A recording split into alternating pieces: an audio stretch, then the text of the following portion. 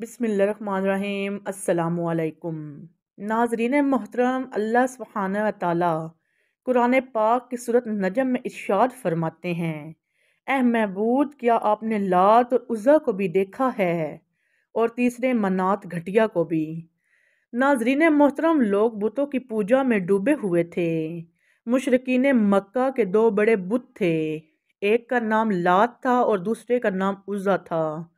مشرکین کا یہ عقیدہ تھا کہ لات خوشحالی، زرخیزی اور خوبصورتی لاتا ہے، جبکہ عزیٰ، جسے کفار خدا کی بیٹی بھی کہتے تھے، کفار کا کہنا تھا کہ لات سیاہ و سفید کی مالک ہے، دن رات کو بدلنا اور موسمی تبدیلیوں کا کام بھی عزیٰ کے سپرد ہے، اور بات بات پر لوگ لات اور عزیٰ کی قسمیں کھایا کرتے تھے۔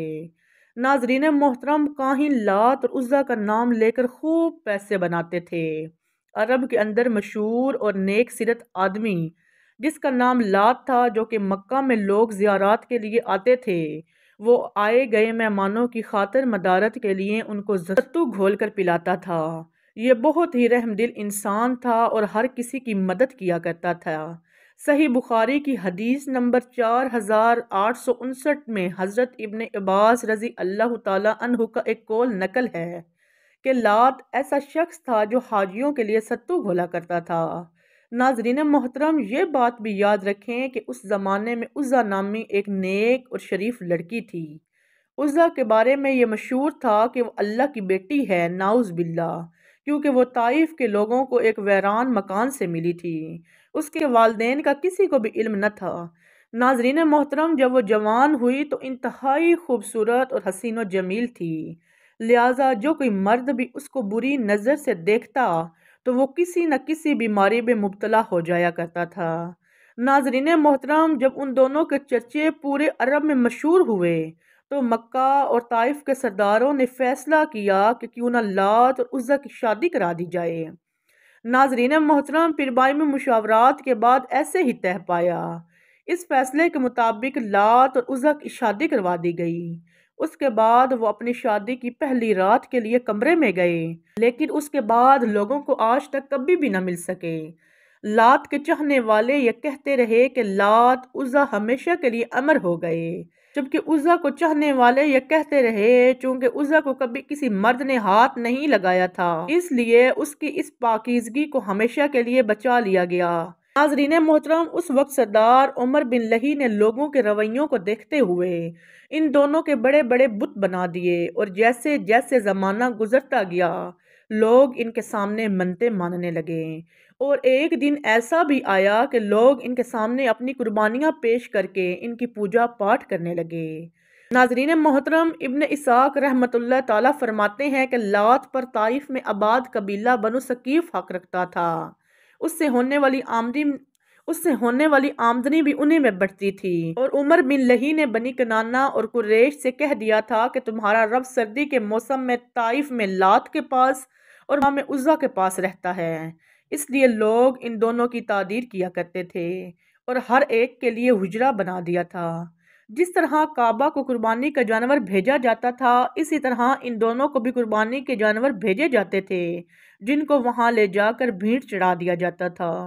لات کو خدا کا بیٹا اور عزیٰ کو خدا کی بیٹی کہا جاتا تھا۔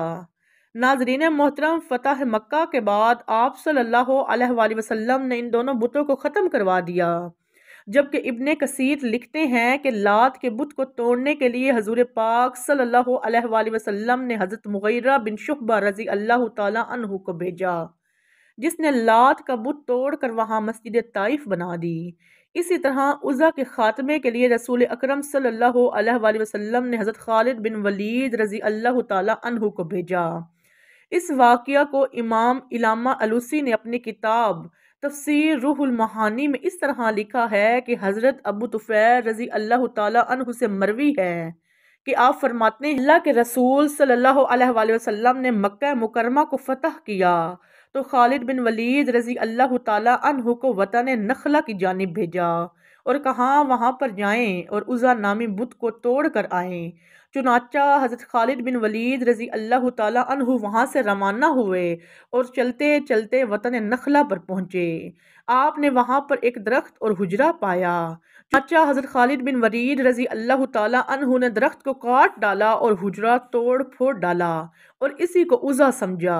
جب آپ یہ سب کر کے واپس آئے تو حضور اکرم نے آپ سے دریافت فرمایا، جس پر حضور اکرم صلی اللہ علیہ وآلہ وسلم نے ارشاد فرمایا کہ تم دوبارہ جاؤ، عزا کا بت اسی طرح سے اپنی جگہ پر قائم ہے۔ حضرت خالد بن ولید دوبارہ عزا کے بت کو توڑنے کے لیے تشریف لے گئے اور برابر چکنے رہے۔ ناظرین محترم، جب مجاوروں نے حضرت خالد بن ولید کو دیکھا تو پہاڑوں پر پھیل گئے اور کہنے لگے عزا عزا۔ یکا یک حضرت خالد بن ولید رضی اللہ تعالیٰ عنہ کے سامنے ایک سیاہ فام اور کالی کلوٹی عورت ظاہر ہوئی، جس کے بال بکھرے ہوئے تھے اور وہ برہنہ بدن بھی تھی۔ چنانچہ اس نے جیسے ہی حضرت خالد بن ولید رضی اللہ تعالیٰ عنہ کو دیکھا تو اپنے منہ اور سر پر خاک اڑانے لگی۔ حضرت خالد بن ولید رضی اللہ تعالیٰ عنہ اس کی طرف تلوار لے کر بڑھے تو آپ نے اپنی تلوار کے ایک ہی وار سے اس کے بدن کے ٹکڑے کر دیے۔ حضرت خالد بن ولید رضی اللہ تعالیٰ عنہ واپس تشریف لائے اور اس سارے معاملے کی حضور اکرم کو اطلاع دی۔ حضور اکرم صلی اللہ علیہ وآلہ وسلم نے ارشاد فرمایا، ہاں وہی عورت عزا تھی جو بت کے اندر داخل ہو کر اپنی پوجا کروایا کرتی تھی۔ ناظرین محترم، اس طرح مشرکین مکہ کے دو بڑے بتوں کو اس دنیا سے ہمیشہ ہمیشہ کے لیے ختم کر دیا گیا اور مکہ جیسی پاک سرزمین کو ہمیشہ ہمیشہ کے لیے بتوں کی نجاست سے پاک کر دیا گیا۔ ناظرین محترم، ہم اللہ تبارک و تعالیٰ سے دعا گو ہیں کہ آج کے اس دور میں جو کوئی بتوں کی پوجا پاٹ کرتے ہیں ان کو ہدایت دے اور ایمان کی روشنی سے نوازے۔ ناظرین محترم، اسی امید کے ساتھ اجازت دیجیے کہ آپ کو ہماری ویڈیو پسند آئی ہوگی۔ ملتے ہیں بہت جلد ایک نئی تاریخی، تحقیقی اور معلوماتی ویڈیو کے ساتھ۔ اللہ حافظ۔